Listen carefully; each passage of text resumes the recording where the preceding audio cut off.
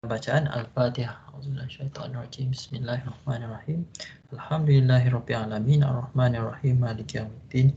Iyyaka na'budu wa iyyaka nasta'in. Ihdinas siratal mustaqim. Siratal ladzina an'amta 'alaihim ghairil maghdubi 'alaihim waladdallin. Amin. Rabbi shrah li wa yassir li amri wahlul 'uqdatam min lisani yafqahu qawli. Amin. Baiklah. Jadi selamat datang ke kelas yang kedua untuk kursus ini, STPD 2023. Jadi sebagaimana yang saya maklumkan dalam grup Telegram, pada hari Isnin baru-baru ni kita tak ada kelas gerak. Alright, jadi awak boleh gunakan masa tersebut untuk membuat bacaan ataupun menonton bahan-bahan yang telah saya muat naik ke UKM Folio, ataupun awak boleh menggunakan masa itu untuk menyiapkan tugasan yang pertama. Alright, jadi saya telah menyimak tugasan yang pertama dan kebanyakan jawapan yang diberikan tu jawapan yang sangat bagus. Saya ucapkan syabas kepada awak semua dan insyaAllah kita akan memetik beberapa jawapan yang telah awak berikan untuk perbincangan kita pada minggu hadapan tentang apa itu etika. Right? Jadi untuk kelas petang ini, insyaAllah kita akan kita cuba habiskan sebelum jam 6 petang supaya kita tak terlalu lewat. Jadi untuk kelas pada petang ini, kita ingin mengupas persoalan mengapa kita sebagai ahli sains ataupun sebagai orang yang berkecimpung dalam bidang sains, kenapa kita perlu menguasai bidang etika ataupun kenapa kita perlu belajar etika. Right? Tak boleh ke ahli sains ni just belajar je bidang fizik, kimia, biologi, geologi, matematik, bidang masing-masing dan tak perlu belajar pun tentang sejarah bidang kita, tentang falsafah bidang kita, tentang etika bidang sains itu sendiri. Boleh tak macam tu? Right? Jadi kita akan mengupas persoalan itulah. Mengapa ahli sains perlu mempelajari, perlu menguasai bidang etika. Right? Sebelum kita pergi ke perbincangan tersebut, sedikit ulang kaji apa yang kita tentang apa yang kita telah bincangkan pada minggu lepas. Right? Dalam kursus ini, kita ingin melihat persoalan-persoalan etika ataupun persoalan-persoalan moral yang berbangkit daripada kegiatan sains dan teknologi. Right? Apa perbezaan etika dan moral? Moral merujuk kepada moral adalah subjek bidang etika. Maksudnya kalau kita bercakap tentang etika dan moral tu, etika tu adalah cabang ilmu tu sendiri. It is the field, it's a field of knowledge. Right? Apa subjek, apa bendanya yang disiasat dalam bidang etika ni, yang disiasat adalah moral ataupun perangai ataupun tindak tanduk manusia. Right? Jadi itu perbezaan di antara etika dan moral. Right? Dia serupa macam perbezaannya macam apa beza di antara sains dan alam semula jadi. Right? Jadi saya tulis kat sini. Okay, saya tulis di sini. Let's see. So, let's see. Mungkin saya patut buat muka surat yang baru aku rasa. Right. Jadi apa perbezaan di antara di antara etika dan moral. Moral ini merujuk kepada bidang ilmu. I think I should. Pada bidang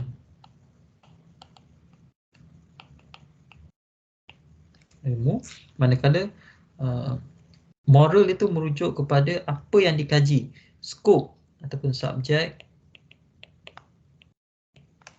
bidang tersebut. Right, saya bagi contoh lain saya bagi contoh lain, contohnya dalam sains sains mengkaji alam semula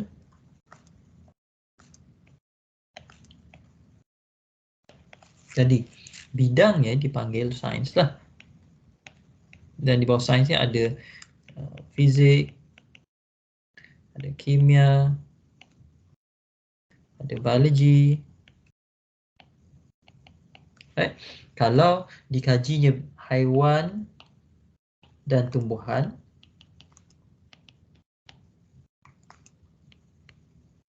maka dia jatuh di bawah bidang biologi lah. Kalau yang dikaji adalah tindak balas kimia, tindak balas yang melibatkan jirim ataupun atom ataupun zarah, maka jatuh bawah kimia lah. Sebaliknya, sekiranya apa yang dikaji adalah tentang jirim, tenaga dan daya, maka itu jatuh bawah fizik. Right? Jadi bila kita menggunakan perkataan etika dan moral, kita kena fahamlah apa perbezaan di antara keduanya tu. Moral tu merujuk kepada subjek, kepada objek yang dikaji dalam bidang etika. So ethics is the discipline, it's a discipline of knowledge, whereas morality is the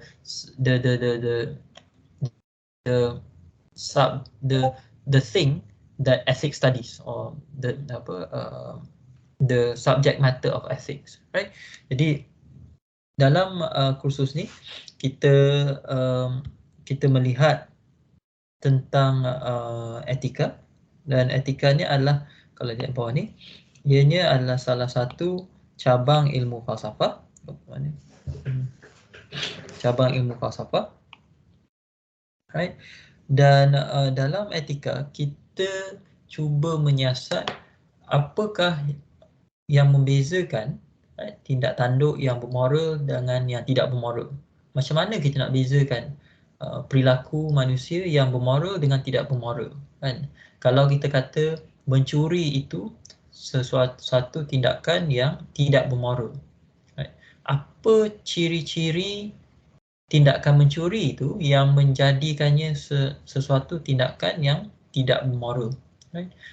Kalau kita kata membunuh itu suatu tindakan yang tidak bermoral, apa ciri-ciri pada tindakan membunuh itu, membunuh orang lain atau membunuh haiwan, tumbuhan atau mengambil nyawa siapa itu, apa ciri-ciri tindakan tersebut, tindakan membunuh itu, yang membuatkan kita mengatakan bahawa ianya suatu tindakan yang tidak bermoral, right? Why do we say certain actions are moral and certain actions are immoral, right? So how do we decide, and how do we decide whether something is moral or something is immoral, right? So itu pun akan jatuh di bawah bidang etika, right? Kemudian kenapa kita nak tahu tentang perbezaan tindakan yang bermoral dan tidak bermoral ni? Sebab kita nak tahu, kita nak gunakan pengetahuan ni untuk mengatur dan membimbing kehidupan kita. Right? Kita nak tahu macam mana kita patut hidup, right? Macam mana kita harus hidup, right? How should we live, right? Kalau kita kata kalau kita berpendirian bahawa mencuri itu adalah tindakan yang tidak bermoral, maka itu akan menjadi panduan kepada kita tentang bagaimana harus kita berkelakuan dalam kehidupan kita lah. Maksudnya kita benda yang tidak bermoral ni biasanya kita akan cuba elakkan, right? Ataupun kita akan larang. Manakala benda yang bermoral ni kita akan galakkan dan kita akan cuba pertahankan, right? Jadi kalau kita tahu tindakan mencuri itu tidak bermoral, membunuh itu tidak bermoral, menderma itu bermoral, maka ini akan menjadi satu peraturan, satu garis panduan kepada kita untuk menjalani kehidupan kita, right? Dan akhirnya ini akan membantu kita macam untuk memikirkan bagaimana kita harus bertindak dalam sesuatu keadaan, right? Kalau kita ambil contoh mencuri tadi tu kan, saya pernah tanya soalan ni sebelum ni kan, ada ataupun tidak keadaan di mana mencuri itu dibolehkan, mencuri itu menjadi sesuatu yang bermoral, right? Jadi kalau katakanlah ada seorang bapa yang anaknya sakit, dia tak ada wang untuk membeli ubat misalnya, dan dia terdesak dan keterdesakannya itu mendorong dia untuk mencuri ubat daripada farmasi. Adakah kita ingin menilai tindakannya mencuri ubat untuk anaknya itu sebagai tindakan yang bermoral ataupun tindakan yang tidak bermoral, right? Sebab kalau kita kata tindakannya adalah tindakan yang tidak bermoral, maka ialah kita kena jatuhkan hukuman, barangkali dia akan dibayar, akan apa, perlu membayar denda ataupun akan dipenjarakan. Jadi ada implikasi kepada penilaian kita sama ada tindakan bapa itu bermoral ataupun tidak. Sebaliknya, sekiranya kita berpandangan bahawa tindakan bapa tersebut yang mencuri ubat untuk anaknya itu tindakan yang bermoral, kita kena fikir kenapa dalam kes ini mencuri itu tiba-tiba menjadi sesuatu yang bermoral, sedangkan dalam secara kelazimannya mencuri itu adalah suatu tindakan yang tidak bermoral. Right? Kenapa kita beri pengecualian dalam kes ni? Adakah ada kes-kes tertentu di mana mencuri itu menjadi sesuatu yang bermoral, right? Justru dibolehkan. Kalau pemimpin mencuri wang daripada sebuah negara, adakah itu sesuatu yang bermoral ataupun tidak? Right? Jadi dalam kehidupan seharian kita banyak bergantung kepada peraturan-peraturan moral ni lah untuk mengatur kehidupan kita, untuk memberitahu kita apa yang patut kita buat dan apa yang tak patut kita buat. Tetapi dalam kes-kes tertentu, peraturan itu mungkin bukan tidak sesuai, tetapi tidak mungkin boleh difikirkan semula kegunaannya, right? Misalnya dalam contoh yang mencuri tadi lah, dalam secara kelazimannya tindakan mencuri itu adalah satu tindakan yang tidak moral, dan sesiapa yang ditangkap mencuri itu akan dijatuhkan hukuman. Tetapi dalam kes yang tadi itu, apabila bapa itu mencuri ubat untuk anak yang sakit, kalau kita memutuskan bahawa tindakan bapa itu untuk mencuri ubat demi anaknya itu bukanlah tidak bermoral, maksudnya it is a moral thing to do, maka mencuri dalam kes itu akan menjadi sesuatu yang dibolehkan. Right? Jadi kita kena tanya diri kita balik, right? Kita kena fikir balik, okey, dalam situasi apa mencuri itu tidak dibolehkan dan dalam situasi apa mencuri itu dibolehkan, right? Dan ini mengajak kita untuk memikirkan semula macam mana kita nak bezakan suatu tindakan tu bermoral ataupun tidak, right? Dan akhir sekali, apabila kita tahulah, apabila kita tahu macam nak membezakan suatu tindakan yang moral ataupun tidak, harapan kita adalah kita tahu apa tindakan yang wajar ataupun yang betul untuk kita ambil apabila kita berdepan dalam sesuatu keadaan, right? Sekiranya kita berpendirian bahawa mencuri itu tindakan mencuri adalah tidak bermoral dalam apa jua keadaan, right? Maknanya dalam apa jua keadaan pun kita tidak mencuri itu tetap salah.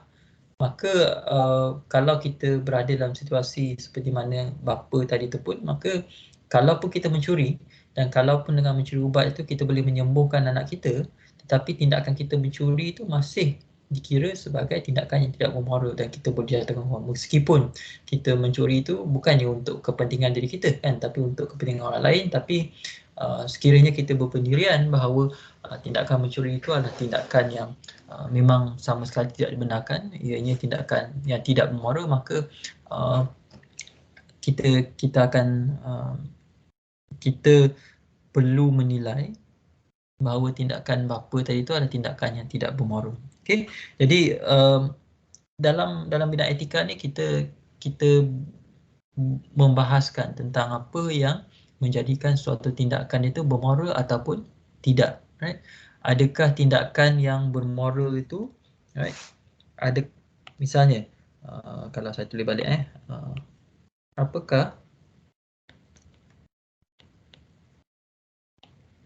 apakah yang menjadikan sesuatu tindakan bermoral atau tidak, right? Kalau awak telah menonton dokumentari yang saya berikan, ada beberapa ahli falsafah yang telah mengemukakan kriteria untuk membezakan macam mana yang kriteria yang boleh kita gunakan untuk menentukan sama ada sesuatu tindakan itu bermoral ataupun tidak, right? Misalnya kita pandangan yang pertama, right? Pandangan pertama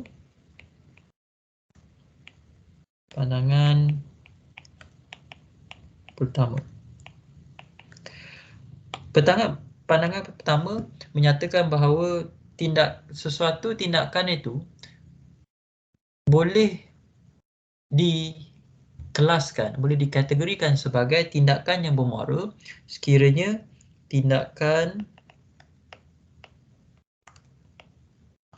itu mendatangkan manfaat. Right? Sekiranya tindakan itu tindakan yang mendatangkan manfaat, maka itu bermaksud tindakan itu tindakan yang bermoral. Cumanya di sini kita kena tanya, mendatangkan manfaat, sebab ini tak habis ni. Manfaat untuk siapa? Right? Sebab suatu tindakan tu dia boleh saja mendatangkan manfaat kepada si A, tetapi pada masa yang sama tindakan itu mendatangkan mudarat kepada si B, right? Ataupun tindakan itu mendatangkan manfaat kepada golongan majoriti, kan? Tetapi mendatangkan mudarat kepada golongan minoriti, right? Jadi kalau satu tindakan dan jarang biasanya suatu tindakan tu dia 100% mendatangkan manfaat kepada semua orang. Apa yang berlaku biasanya adalah sesuatu ataupun setiap tindakan itu dia akan menguntungkan sesetengah orang, pada masa yang sama dia juga akan merugikan orang lain, right? Jadi bila kita berdepan dengan situasi di mana kepentingan pihak-pihak berbeza ini dia berlaga, right? Maka kita perlu membahaskan tentang kewajaran tindakan tersebut, right? Misalnya kalau contohnya sekiranya pihak kerajaan membuat keputusan hanya untuk membuka misalnya untuk memansuhkan kuota Bumiputera dan bukan Bumiputera untuk beasiswa. Sekarang ni beasiswa kerajaan ni ada dia punya kuota berapa banyak yang patut diberikan kepada setiap kaum. Katakan kerajaan membuat keputusan untuk memansuhkan kuota tersebut dan semua beasiswa akan diberikan berdasarkan keputusan akademik semata-mata, right? Tindakan itu ataupun keputusan itu dia akan menguntungkan kumpulan tertentu dan pada masa sama dia juga akan merugikan kumpulan yang tertentu. Isunya adalah kepentingan kumpulan yang manakah yang patut diberi keutamaan, right? Dan itu adalah persoalan etika sebenarnya. It is an ethical question, right? Whose interest should be given priority, right? Kepentingan golongan manakah kepentingan siapakah yang patut diberikan keutamaan, right? Kepentingan golongan majoriti ataupun kepentingan golongan minoriti, kepentingan golongan kaya ataupun kepentingan golongan miskin, kepentingan golongan tua ataupun golongan yang muda, kepentingan golongan kaum lelaki ataupun kaum perempuan, right? Jadi bila mana berlaku perselisihan kepentingan macam tu kan, macam ada suatu apabila kepentingan satu kelompok itu dia berlaga dengan kepentingan kelompok lain, maka itu akan menimbulkan persoalan etika, right? So pandangan pertama tentang bagaimana kita nak nilai sama ada suatu tindakan itu moral ataupun tidak adalah dengan melihat sama ada tindakan itu mendatangkan manfaat ataupun tidak. Manakala pandangan yang kedua, pandangan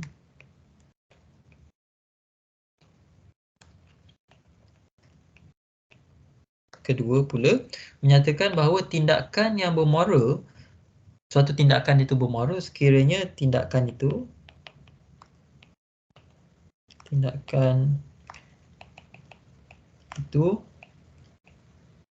mematuhi hukum ataupun peraturan. Right? Jadi sekiranya sesuatu tindakan itu dia mematuhi peraturan, dia mematuhi suatu hukum ataupun sekurang-kurangnya dia tidak melanggar apa-apa peraturan atau hukum, maka tindakan tersebut dikira sebagai tindakan yang bermoral. Cumanya di sini hukum, bila kita kata hukum dan peraturan ni, siapa yang bertanggungjawab untuk menggubal ataupun menggubal dan menguatkuasakan hukum dan peraturan ini, ataupun secara mudahnya hukum dan peraturan siapa yang kita maksudkan, right? Dia boleh jadi hukum dan peraturan yang telah ditetapkan oleh Tuhan, right? Perintah Tuhan lah kiranya, perintah dan larangannya.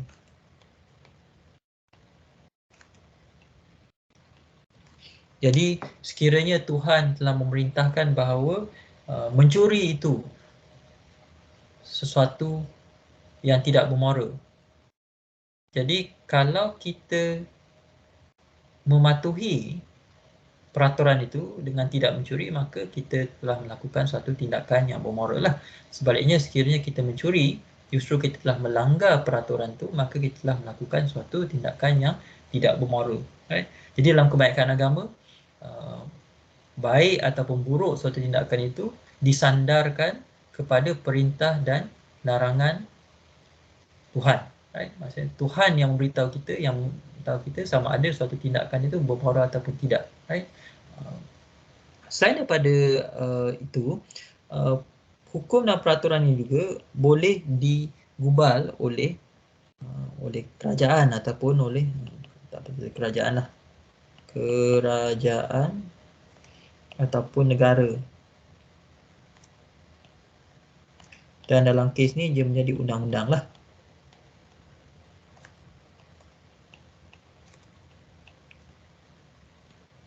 Right? Jadi adakah mencuri itu suatu tindakan yang tidak bermoral? Kalau undang-undang sesebuah negara itu telah menetapkan bahawa mencuri adalah dilarang, right? Kerana dia melanggar undang-undang, maka sekiranya kita mencuri juga, maka kita telah melanggar undang-undang negara tersebut, justru kita telah melakukan suatu tindakan yang tidak bermoral, right? Jadi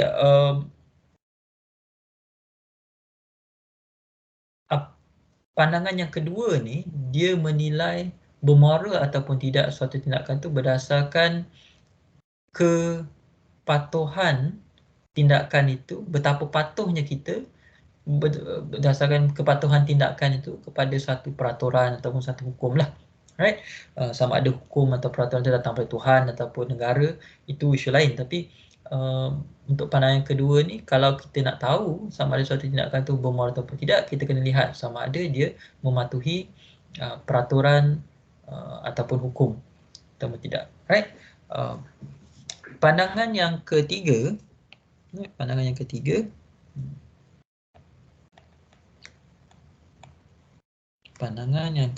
pula menyatakan bahawa kalau kita nak tahu sama ada suatu tindakan itu bermoral ataupun tidak, apa yang patut kita lakukan adalah kita sekiranya tindakan itu mencontohi perilaku seorang yang baik budi pekertinya, seorang yang berakhlak, seorang tokoh yang sempurna akhlaknya, right? Maka tindakan itu tindakan yang moral. Jadi untuk pandangan yang ketiga ni, dia mengatakan bahawa suatu tindakan itu tindakan yang moral sekiranya tindakan itu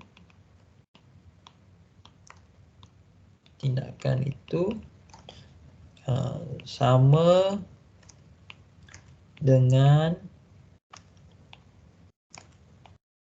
apa yang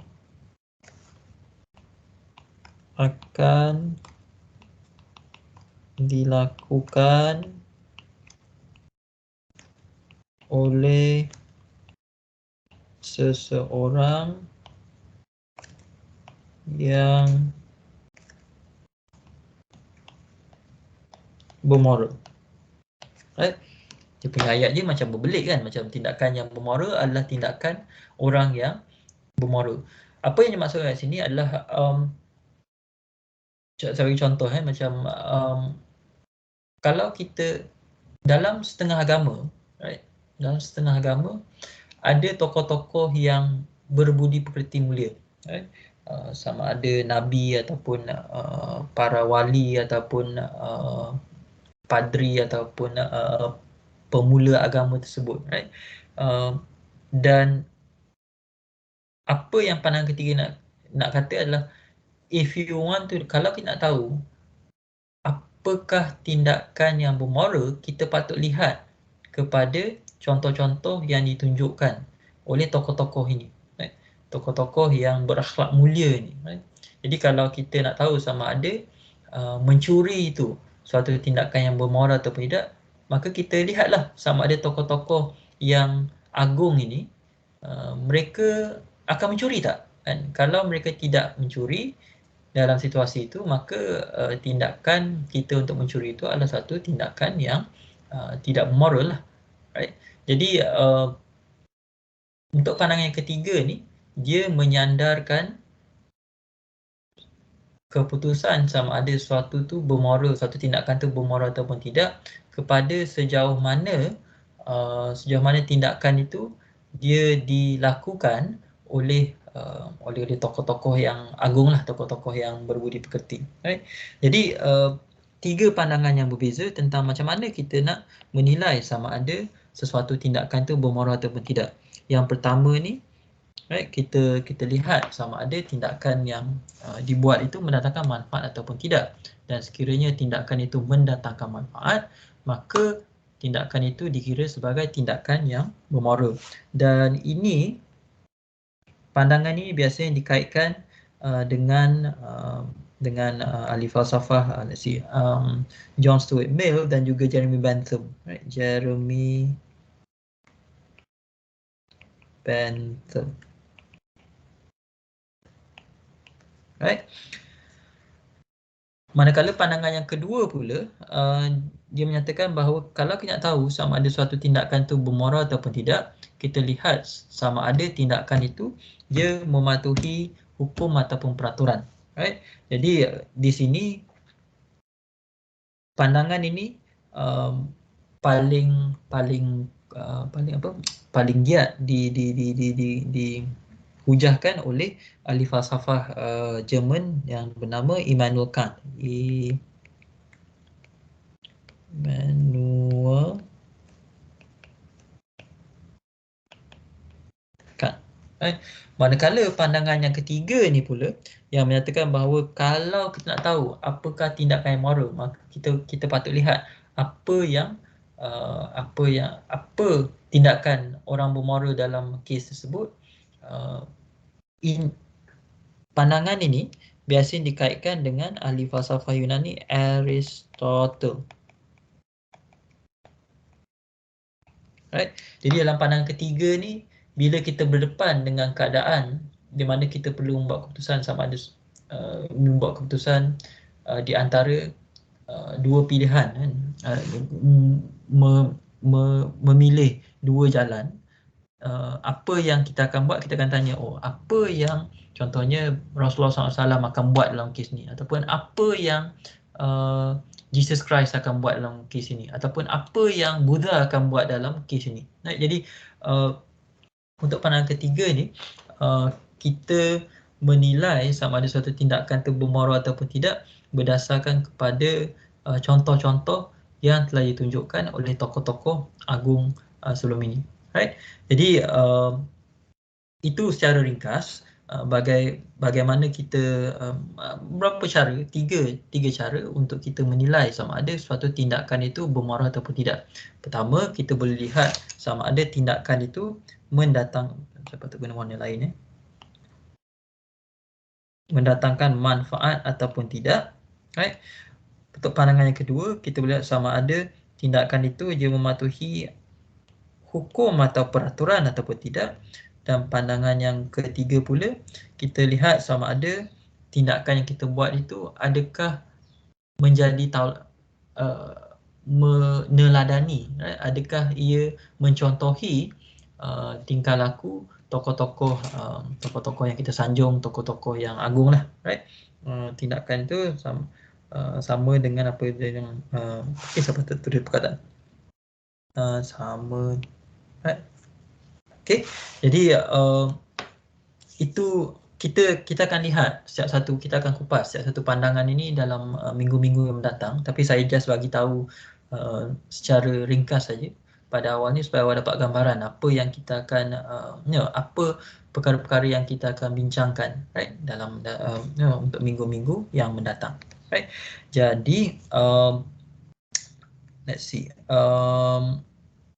berbalik kepada apa yang ingin kita apa yang sepatutnya kita bincangkan pada hari ini, iaitu mengapa ahli sains perlu menguasai bidang etika. Secara ringkasnya ada dua sebab, ada tiga sebab sebenarnya, tapi kita fokus pada dua dulu. Ada dua sebab mengapa ahli sains perlu menguasai etika. Yang pertamanya adalah kerana umat manusia sekarang, kita berdepan dengan masalah sejagat, masalah yang memerlukan kerjasama di kalangan semua negara. Misalnya masalah seperti pemanasan iklim, perubahan iklim, climate change, masalah seperti kemiskinan, masalah seperti kekurangan nutrisi, ketidakcukupan makanan, right? Krisis ketidakcukupan tenaga, bekalan tenaga misalnya, right? Ancaman daripada teknologi canggih yang menggantikan, yang berpotensi untuk menggantikan kerja-kerja kita dengan robot misalnya, right? Jadi sebab yang pertama kenapa ahli sains perlu menguasai sains adalah kerana umat manusia sekarang berdepan dengan masalah-masalah sekarang. Umat manusia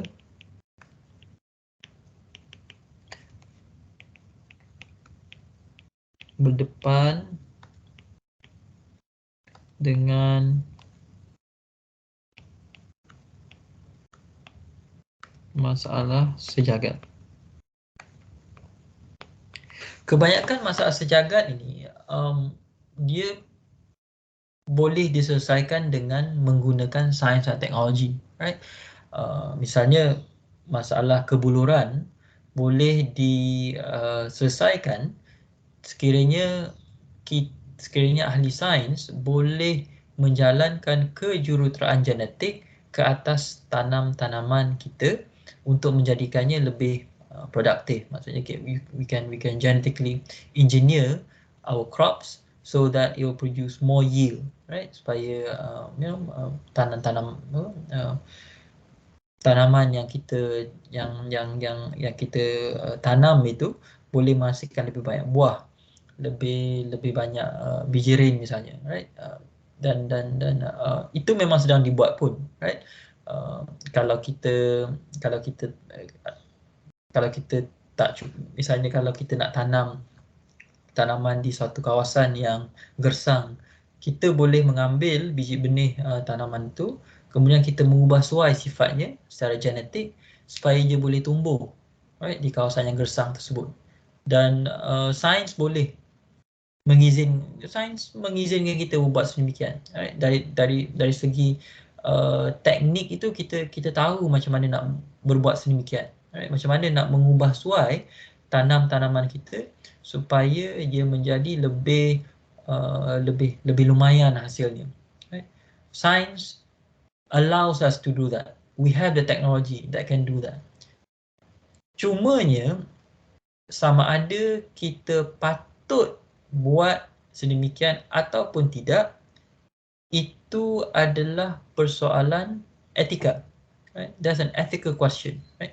Sebab dan sekiranya ahli sains tidak sedar bahawa sama ada kita patut menjalankan kejuruteraan genetik, mengubah suai tanaman kita secara genetik, maka mereka ahli sains akan menyangka bahawa sekiranya kita boleh berbuat satu, maka kita patut melakukannya, right? Ahli sains ni ada mindset. Some scientists have this mindset that if you can do something, then you should do it, right? They seldom stop to think whether just because you can do it, it doesn't mean that you should do it, right? Just because you can genetically engineer new crops, or just because you can genetically engineer your child, or just because you can genetically engineer the perfect human being, that doesn't mean that you should be doing it, right? Dan soalan sama ada kita patut ataupun tidak melakukan sesuatu, itu adalah persoalan etika. Itu bukan persoalan sains dan teknologi, right? Sebab sains dan teknologi dia memberikan dia seolah-olah dia membuka jalan kepada kita, right? Tapi sama ada kita patut meniti jalan tersebut, kita patut ambil jalan tersebut, wajar atau tidak, itu adalah persoalan etika.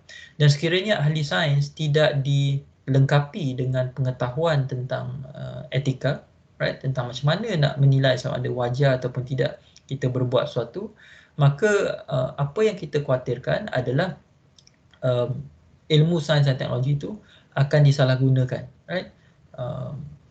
Ilmu tentang atom dan tentang nukleus boleh digunakan untuk mencipta senjata nuklear, ataupun boleh digunakan untuk menghasilkan untuk membina loji tenaga nuklear dan menghasilkan tenaga, right? Dari segi sains, kedua-duanya boleh dibuat, right? Boleh dibuat. Ilmu yang sama yang digunakan untuk untuk membina mesin sinar X yang boleh yang kita gunakan untuk menjalankan diagnosis ke atas pesakit di hospital, itu ilmu yang sama jugalah, ilmu fizik yang sama jugalah boleh digunakan untuk menghasilkan bom atom, right? It's the same kind of knowledge, right? Cumanya sama ada kita patut menggunakan ilmu itu untuk tujuan kebaikan ataupun tujuan keburukan, itu terletak di tangan ahli sains. Dan sekiranya ahli sains tidak menguasai etika, dia tak tahu apa yang betul, apa yang salah, ataupun dia rasa persoalan betul dan salah tu bukan masalah dia, right? Tugas dia hanyalah untuk mencipta benda-benda baru, right? Sama ada benda tu digunakan untuk tujuan kebaikan ataupun keburukan, itu cerita lain. Sekiranya ahli sains berfikiran sebegitu, maka tidak mengejutkan kalau kemajuan sains dan teknologi itu akhirnya digunakan untuk menghancurkan kita semua. Right? Ilmu sains ni boleh digunakan untuk membina sesuatu ataupun boleh juga digunakan untuk menghancurkan sesuatu. Right? Sama ada ia akan digunakan untuk tujuan kebaikan ataupun tujuan kehancuran, itu terletak di tangan ahli sains. Dan justru ahli sains perlu dilengkapi dengan ilmu etika supaya mereka tahu macam mana nak membezakan tujuan yang baik dan tujuan yang buruk untuk ilmunya itu.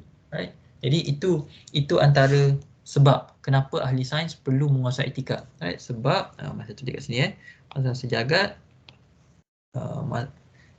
masalah sejagat ini, let's see, sains, ilmu sains membuka jalan penyelesaian kepada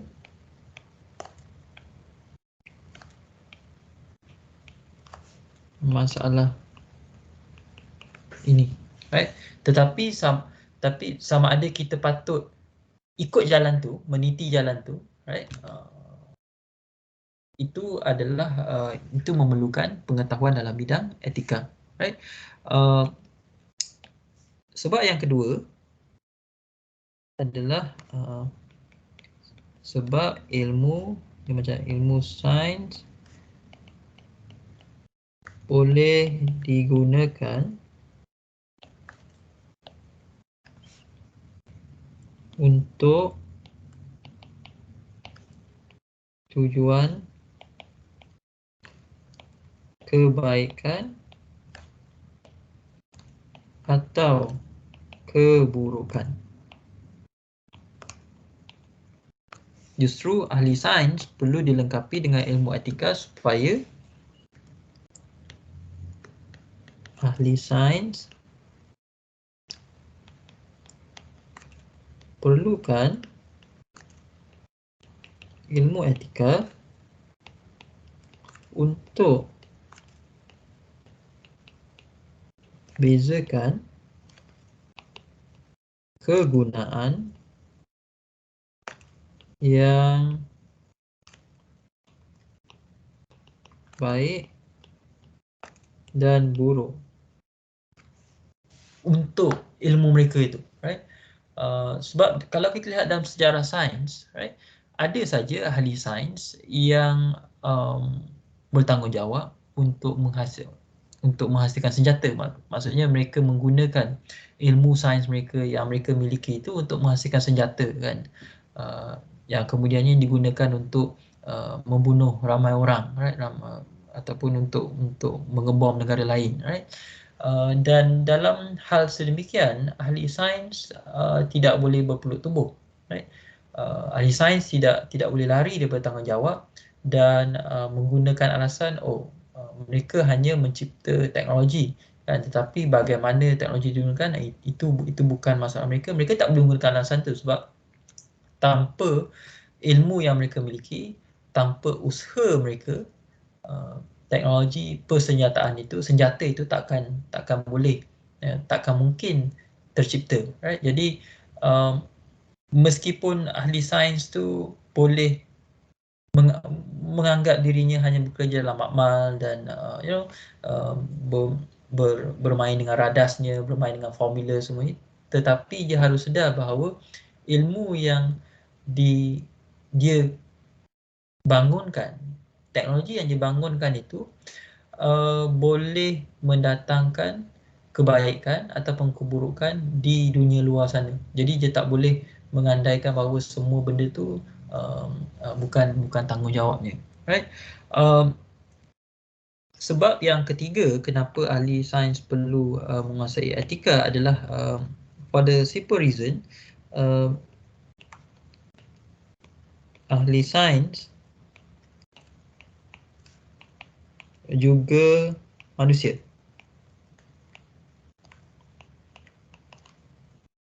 Right? Ahli sains juga manusia seperti orang lain Dan itu bermaksud bahawa ahli sains juga terdedah kepada sifat-sifat buruk yang dimiliki oleh semua orang lain. Ahli sains pun boleh dengki-mendengki. Ahli sains pun boleh berbohong. Ahli sains pun boleh menerima dan memberi rasuah. Ahli sains pun boleh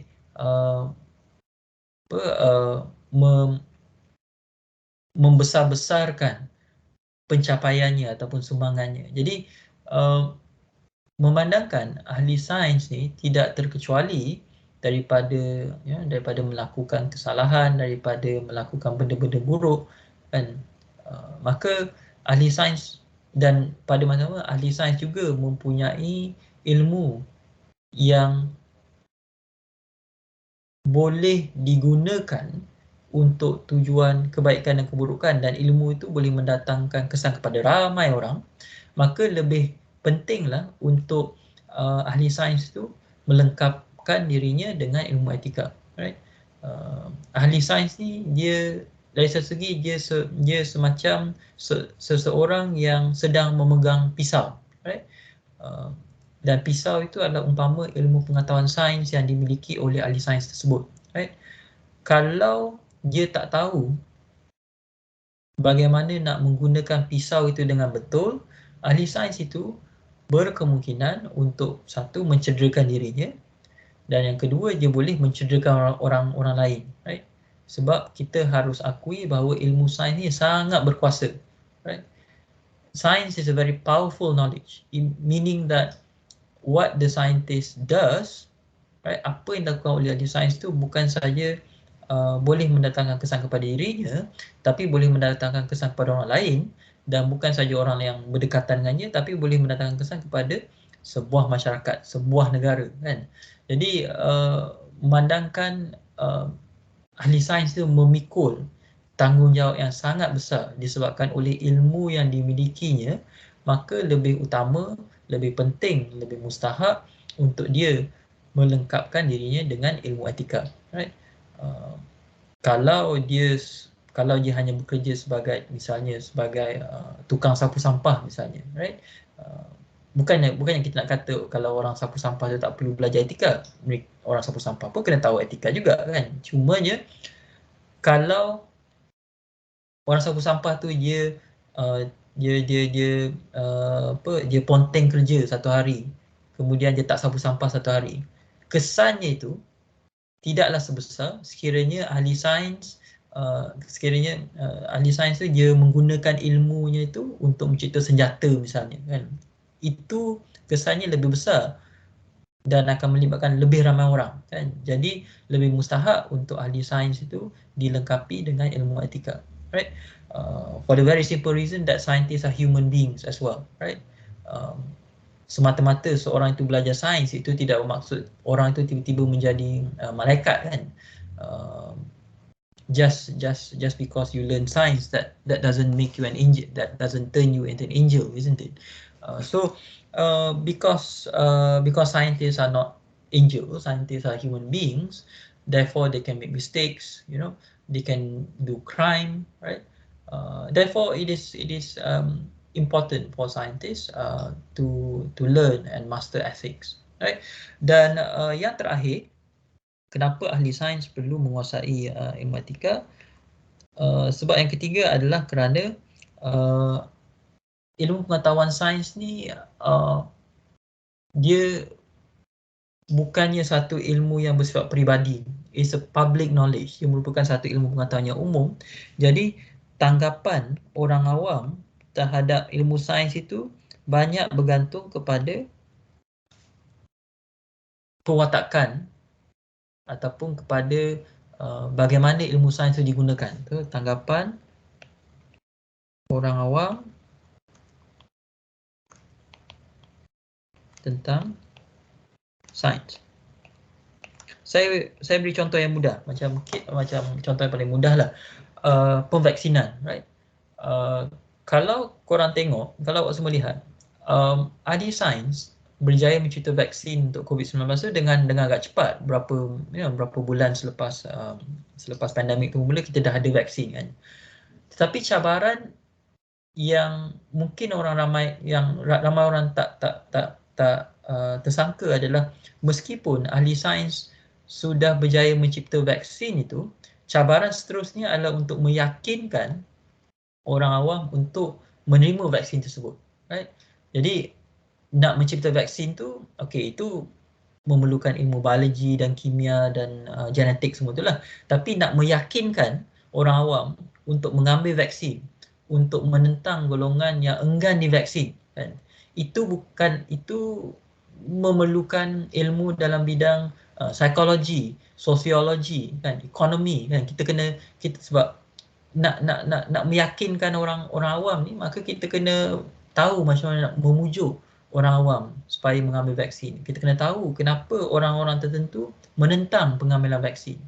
Jadi kalau ahli sains hanya tahu tentang ilmu biologi, kimia dan genetik saja, tapi dia tak tahu macam mana macam mana perasaan orang, tak tahu tentang macam mana manusia nak berinteraksi dengan orang lain, tak tahu bagaimana vaksin ataupun bagaimana vaksin pernah mendatangkan mudarat kepada orang-orang tertentu.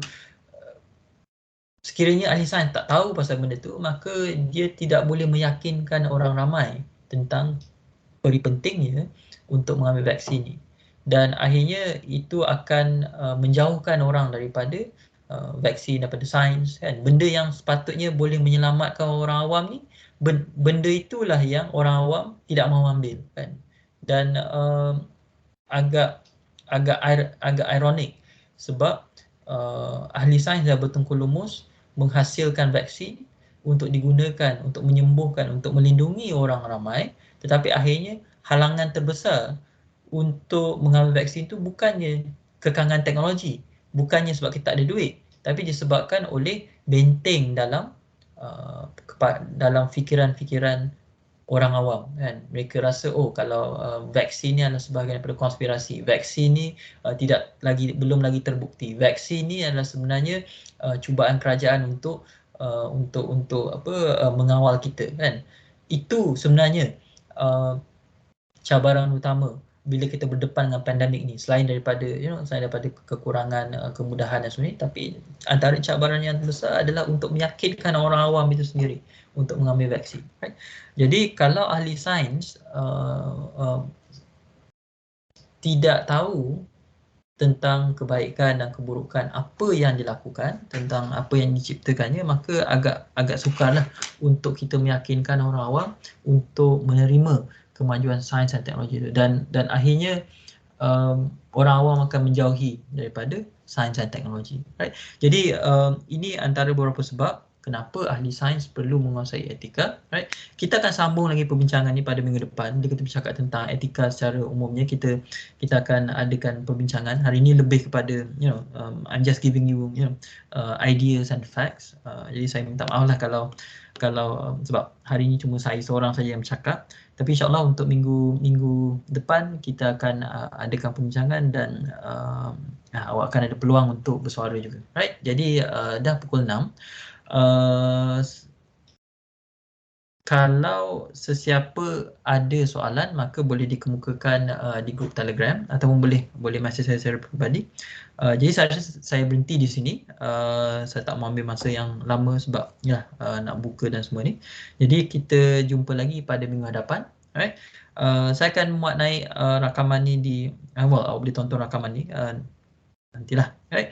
Jadi terima kasih sebab bertahan sampai pukul 6 petang ni. Jadi selamat petang untuk mereka yang berpuasa, selamat buka puasa dan Assalamualaikum. Waalaikumsalam. Terima kasih. Terima kasih semua. Doktor, maaf bertanya, mana nak dapat link Telegram, Doktor? Link Telegram saya boleh bagi actually. Saya akan kalau ke UKM Folio, awak punya masuk UKM Folio tak? Dah. Okay, kalau ke UKM saya share lah screen. Ada kat UKM Folio Tidak, saya share di punya dan okay, kalau saya tak pasti ke UKM folder nampak ke screen saya ataupun tak nampak? Tak nampak. Tak nampak, mungkin tu. Okay. Okay, kalau ke UKM Folio, ke sini, kumpulan Microsoft Teams untuk STPD 2023. So, klik situ dan awak akan dibawa ke grup Telegram, grup Microsoft Teams tu. Okey. Okay? Tapi kalau awak tak dapat juga, awak message saya lah di grup Telegram tu. Okey, saya baru masuk minggu ni, Doktor. Okay, tak ada apa. Okay, terima kasih.